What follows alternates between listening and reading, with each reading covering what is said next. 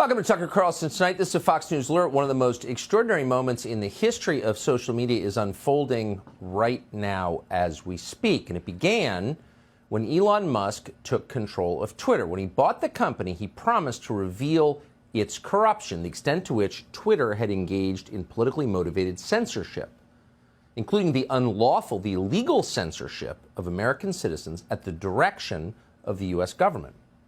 Well, tonight, less than an hour ago, Musk began to make good on that promise. Twitter shared a trove of internal documents with Matt Taibbi of Substack.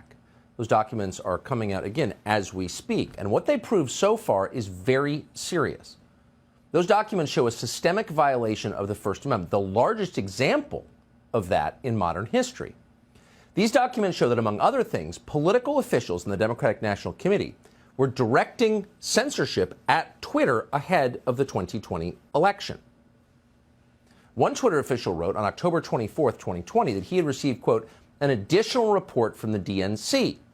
So the DNC was telling Twitter what to pull off the site, and Twitter was complying. Next morning, to prove it, a Twitter official confirmed the post had been deleted.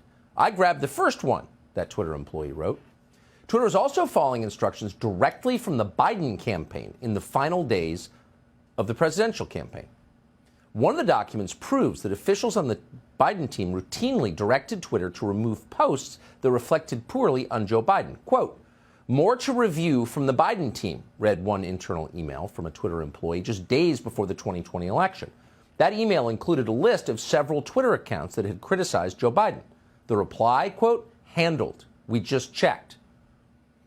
Now, those accounts remain suspended today. So Twitter was permanently censoring users at the request of the DNC and the Biden campaign.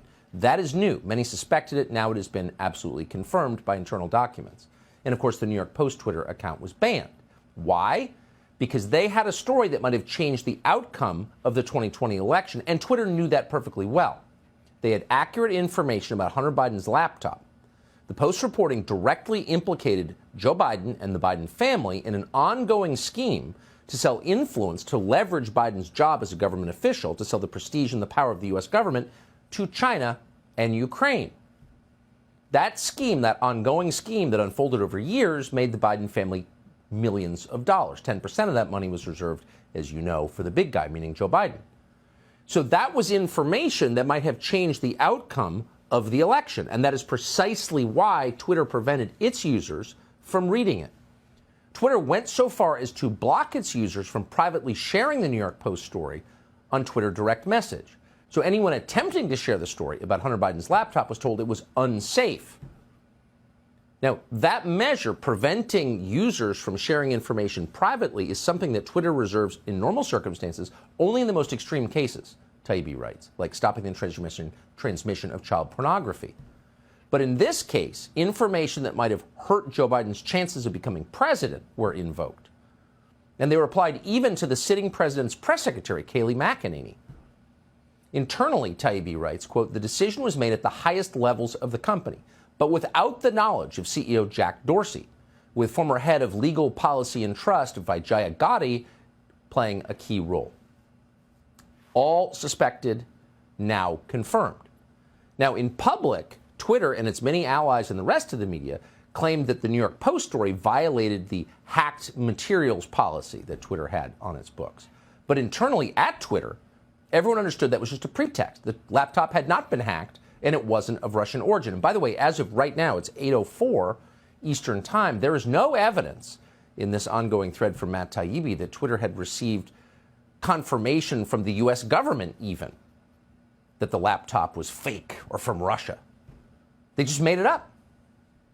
According to Taibbi, one official admitted that, quote, hacking was the excuse, but within a few hours, pretty much everyone at Twitter realized that wasn't going to hold, but no one had the guts to reverse it. One communications official at Twitter, Trenton Kennedy, wrote this, quote, I'm struggling to understand the policy basis for marking this, the laptop story, as unsafe. Twitter's former head of trust and safety, Yoel Roth, explained that Twitter had to censor the story so that Donald Trump would not be reelected president. Quote, the policy basis is hacked material, though, as discussed, this is an emerging situation where the facts remain unclear. Given the severe risks here and the lessons of 2016, meaning Trump could get elected, we're erring on the side of including a warning and preventing this content from being amplified. Now, this played out to some extent in public. Now we know what was happening within Twitter. But the whole country knew that something was being censored. A lot of people couldn't read it, but it was widely known that Twitter was censoring this. And so, by the way, were many other news organizations. And at that time, Twitter received a communication from a consultant in Washington who had taken an informal poll of members of Congress, Democrats. And the message this person sent to Twitter was, Democrats in Congress support the censorship. And we're quoting, they don't think the First Amendment is absolute. In other words, sitting members of Congress were encouraging censorship to affect the outcome of a presidential election. That is illegal. It is effectively election rigging. And it is a direct attack on our Bill of Rights by people who have sworn to uphold the Bill of Rights. You got to hope someone will be held accountable for this. So back to the documents. Within Twitter, others, presumably all voting Democrats, but some with some integrity, kept raising questions about this.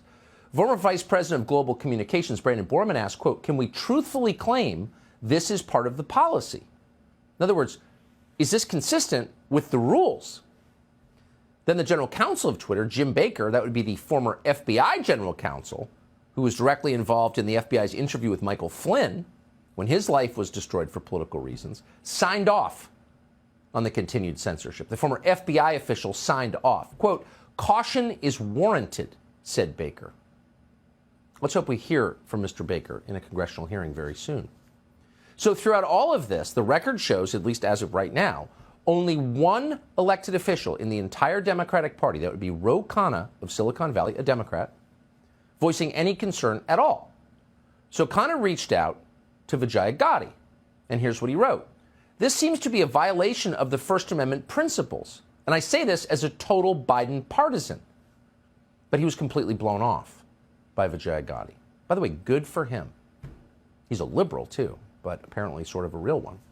Within days, someone called Carl Szabo at the research firm NetChoice advised Twitter executives that on Capitol Hill, Democrats were very happy with this. They supported the censorship. So as we said, this thread exposing internal documents from Twitter, as transcribed with commentary by Matt Taibbi, is still ongoing. It is still flowing forth as we speak, and we'll bring you new information as it comes.